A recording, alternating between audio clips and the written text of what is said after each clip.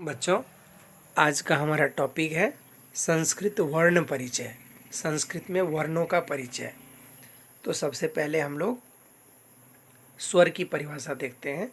स्वर यानी वॉवेल उन ध्वनियों को कहते हैं जो बिना किसी अन्य वर्णों की सहायता के उच्चारित किए जाते हैं, जिसके उच्चारण करने में किसी अन्य वर्ण की सहायता नहीं ली जाती है, उसे स्वर वर्ण कहा जाता है।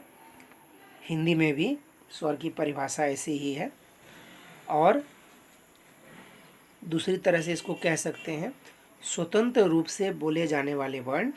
जिन वर्णों का उच्चारण स्वतंत्र रूप से होता है उन्हें स्वर कहते हैं।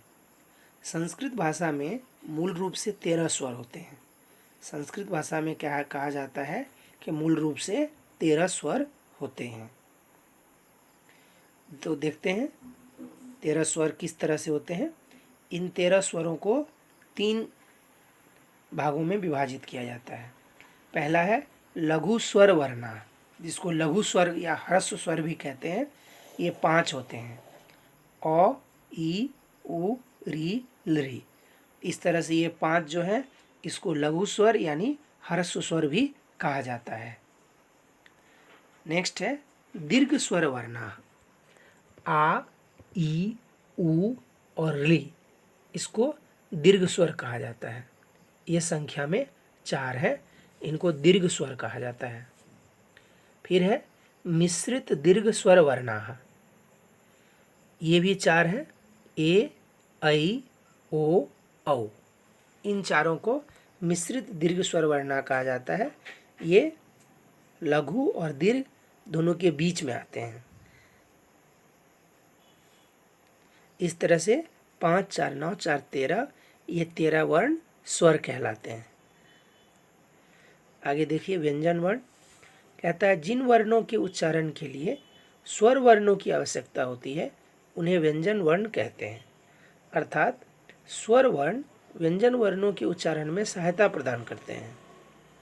जैसे यदि हम क बोलेंगे, एक्चुअली क में क हलंत प्लस अ मिला हुआ है और संस्कृत भाषा में मूल रूप से 33 व्यंजन वर्ण होते हैं।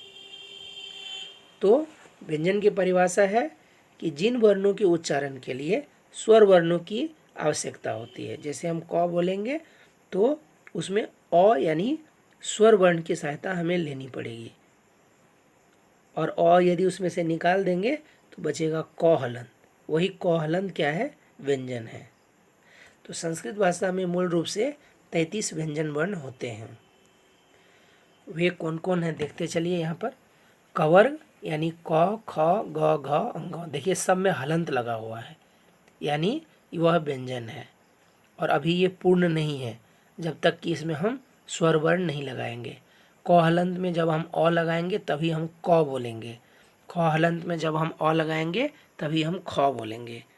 इस तरह से क, ख, ग, घ, अंग 5, च, छ, ज, झ, य 5, ट, ठ, ड, ढ, ण 5, त, थ, ध, ध, न 5 और प, फ, ब, भ, म 5।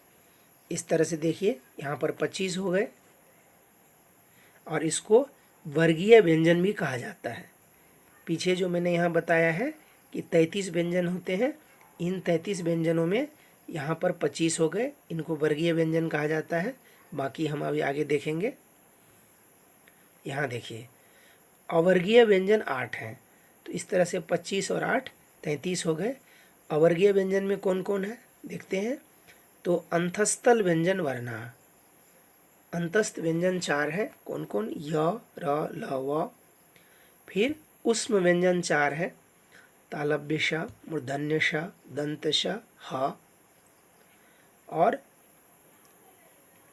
ये 2 एक्स्ट्रा है, इसकी गिनती इसमें नहीं होगी। ये हैं अनुस्वार और विसर्ग। इसको अयोगवाह कहा जाता है। देखिए अनुस्वार और विसर्ग संस्कृत में बहुत यूज होता है इसका अनुस्वार और विसर्ग का। और इसके अलावा भी संयुक्त वर्ण होते हैं, जैसे अक्ष होता है, क हलंत प्लस मूर्धन्य श से अक्ष बनता है, त हलंत प्लस र से त्र बनता है, ज हलंत प्लस य से ज्ञ बनता है।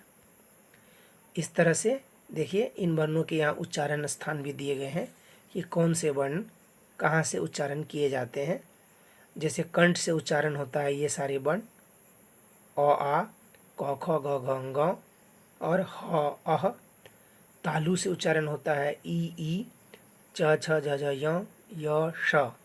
मूर्धा री ट ठ ड ढ ण र श।